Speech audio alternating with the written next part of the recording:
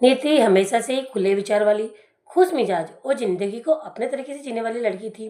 जब उसकी बहन श्रेया की शादी आदित्य से हुई थी, तो वो सबसे ज्यादा खुश थी। आदित्य एक सुलझे हुए, जिम्मेदार और बेहद आकर्षक व्यक्ति के मालिक थे। शादी के बाद जब भी आदित्य घर आते, नीति उनके आसपास ही बनी रहती। आदित्य की बातें, उनका अंदाज, उनकी समझदारी, नीति को ये सब बहुत भाने लगा था। लेकिन तब तक ये सिर्फ सम्मान और प्रशंसा की भावना थी।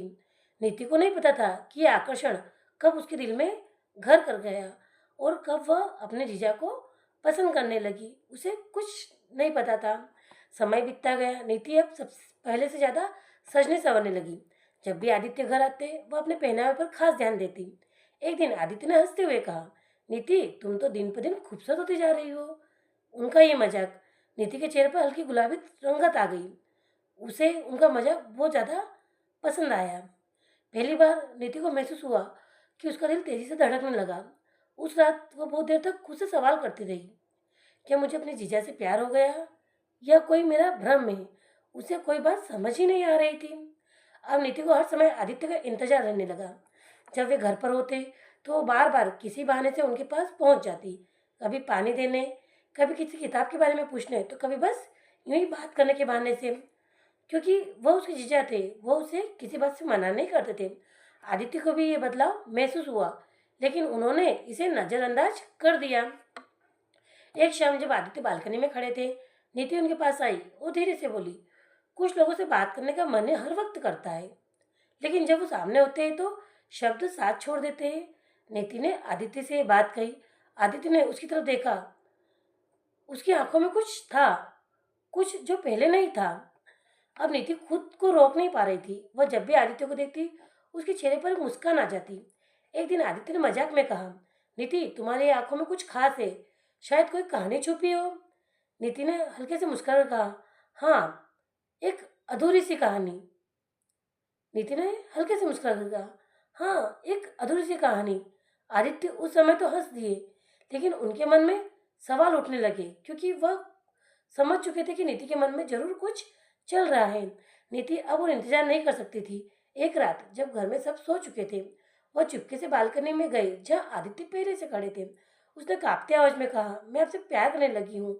आदित्य हैरान रह गए। उन्होंने कुछ नहीं कहा, बस गहरी सांस ली और चुपचाप वहां से चले गए, क्योंकि वह जानते थे कि अभी कुछ कहने का फायदा नहीं है। अब आदित्य को समझ नहीं आ रहा था कि वह क्या करे। वो श्रेया से प्यार करते थे, लेकिन नीति की मासूमियत और सच्चाई ने उन्हें सोचने पर मजबूर कर दिया। उन्होंने खुद से कहा, यह गलत है, मुझे इसे रोकना होगा। लेकिन प्यार को कोई रोक सकता है क्या। आदित्य ने खुद को नीति से दूर रखने की बहुत कोशिश की, लेकिन जब भी वो उसकी मासूम आंखों में देखते, कुछ टूट सा जाता था। एक दिन जब श्रेया किसी शादी में गई हुई थी, नीति और आदित्य अकेले थे। नीति ने धीमे से आदित्य का हाथ पकड़ कहा, क्या कभी आपने मुझे इस नजरिए से देखा है। आदित्य कुछ नहीं कहा, बस अपना हाथ को धीरे से। अब नीति को आदित्य के बिना चैन नहीं था। वह हर वक्त उनके करीब रहने का कोई ना कोई बहाना ढूंढ ही लेती। एक दिन आदित्य ने गुस्से में कहा, नीति, ये गलत है, हम ऐसा नहीं कर सकते। नीति की आंखों में आंसू थे। नीति ने कहा, प्यार गलत कैसे हो सकता है। उसकी ये बात सुनकर आदित्य चुप हो गए। उनके पास नीति की बात का कोई जवाब नहीं था। श्रेया को अब दोनों के बीच कुछ बदलाव महसूस होने लगे। श्रेया को कुछ समझ नहीं आता आखिर चल क्या रहा है। उसने नीति और आदित्य के बीच एक अजीब सी खामोशी को नोटिस किया था। इसलिए एक दिन श्रेया ने सीधा नीति से पूछा, क्या तुम्हें आदित्य पसंद है। नीति श्रेया की बात सुनकर स्तंभ रह गई और नीति ने हिम्मत करके कह दिया, हाँ दीदी, मैं उनसे प्यार करने लगी हूँ। नीति की ये बात सुनकर तो श्रेया के पैरों की तरह से जमीन ही खिसक गई। उसने एक जोरदार थप्पड़ नीति के गाल पर जड़ दिया और कहा, तुमने मेरी दुनिया उजाड़ने का सोचा भी कैसे। नीति फूट फूट कर रोने लगी। आदित्य अब वो नहीं झेल सकते थे। उन्होंने नीति से साफ कह दिया, मैं श्रेया से प्यार करता हूँ, तुम्हारे आकर्षण से प्यार मत समझो। नीति का तो उनकी बात सुनकर दिल ही टूट चुका था। नीति ये समझ गई थी कि कुछ रिश्ते सिर्फ खूबसूरत एहसास होते हैं, जो कभी मुकम्मल नहीं होते। इसलिए उसने आदित्य से वादा किया कि वह इस इश्क से खुद को दूर कर लेगी। नीति अब खुद को बदल रही थी। उसने शहर छोड़ दिया और अपने करियर पर ध्यान देने लगी, क्योंकि वह जानती थी अगर वह यहाँ रही तो वह कभी भी आदित्य को भुला नहीं पाएगी और शायद यहाँ रहने पर वह आदित्य और श्रेया के बीच में आ जाएगी। कई साल बाद जब नीति वापस लौटी तो आदित्य अब भी खुश थे श्रेया के साथ। उन्होंने एक मुस्कान के साथ कहा, नीति तुम ठीक हो? नीति ने आंखों में आंसू लिए हुए कहा, हाँ मैंने अपने इश्क को भुला दिया, लेकिन कुछ इश्क हमेशा जिंदा रहते हैं, बस कहे नहीं जाते। क्योंकि नीति अभी भी आदित्य को भुला नहीं पाई थी, बस वह अपने जज्बात बयान नहीं कर पा रही थी। नीति ने महसूस किया, प्यार अगर सच्चा हो तो उसे पाने की जरूरत नहीं होती। वह अपने अधूरे इश्क को हमेशा दिल में रखे आगे बढ़ गई थी।